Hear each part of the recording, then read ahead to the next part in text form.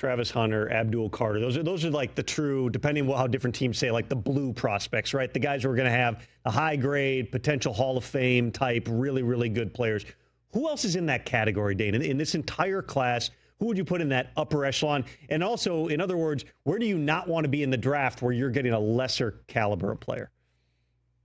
Yeah, I think this is one of those years where it's not ideal to have a pick in that 6 to 12 range. It just, not every draft has 10 top 10 picks. Even though 10 are going to go, they maybe don't have that type of grade, and this is that type of year. So, and that's why, yeah, I think the Browns would love to move back and get up some extra draft capital. But do you really want to move away from a Travis Hunter, from an Abdul Carter?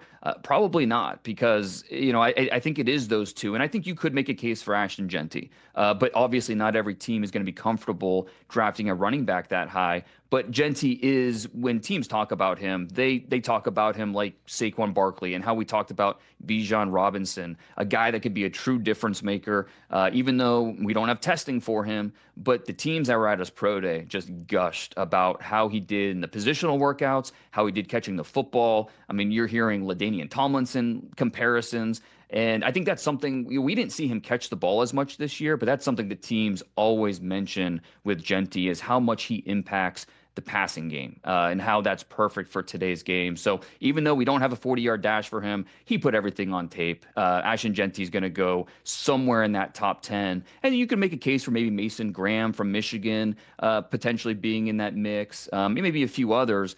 But, Will Campbell from LSU, who, we debate the arm length. But I think you look at the Patriots at number 4, they need a left tackle. You think about how good Drake May was this year with subpar talent around him. Okay, you add Stephon Diggs at receiver. What else are we going to do to help our young quarterback? Let's get him that left tackle. And I think you can make a case, Will Campbell, a top 5 player in this draft. But for the most part, I think after that initial tier of players, that second tier is lacking compared to what we've seen in years past. So it's all in NewYorkTimes.com, TheAthletic.com, your top 100, your positional rankings. I'm curious, of somebody later on, whether it's, toward the bottom of the top 100 or even a late round pick, who's somebody or a guy or two that you're higher on than maybe everybody else is right now?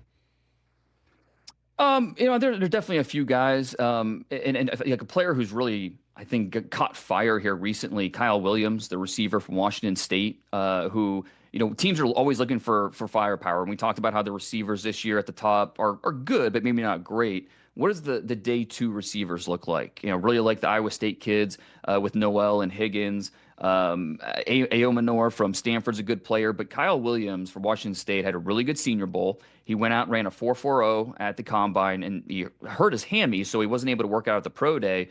But this is a guy that teams are trying to figure out more about. A lot of 30 visits, a lot of workouts.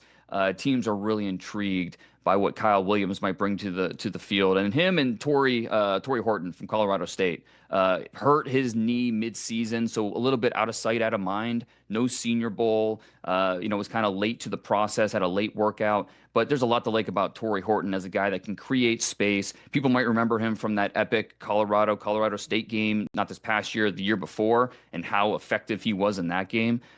Teams like him as a potential day 2 pick as well. Catch the Rich Eisen Show live weekdays from 12 to 3 p.m. Eastern on Roku Sports Channel in the U.S.